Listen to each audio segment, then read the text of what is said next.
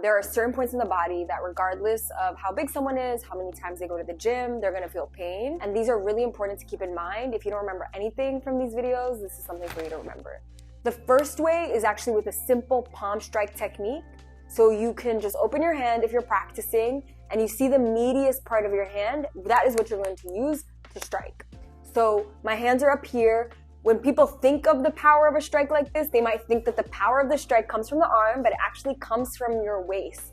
Think Shakira, hips don't lie. That is where the power is gonna come from. So I'm going to turn in twist and I'm going to strike using full force and strike back. I would also go and try to strike to the nose.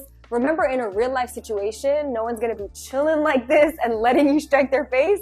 They're probably going to be fighting back. They're gonna be defending themselves. You're gonna have to be quick. You're gonna have to do it multiple times. You're gonna have to use your full force. The other thing to know is actually using your knee, but not the kneecap.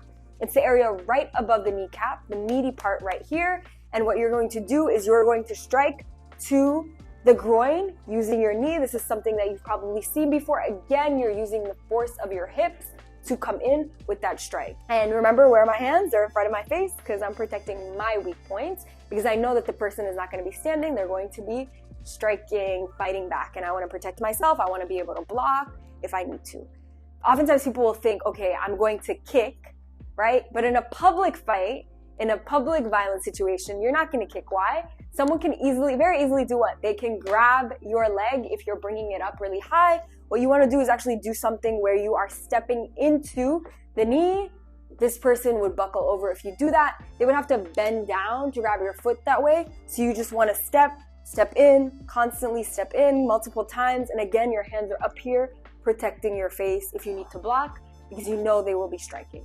So those are the 3 strikes you could focus on if you do need a strike.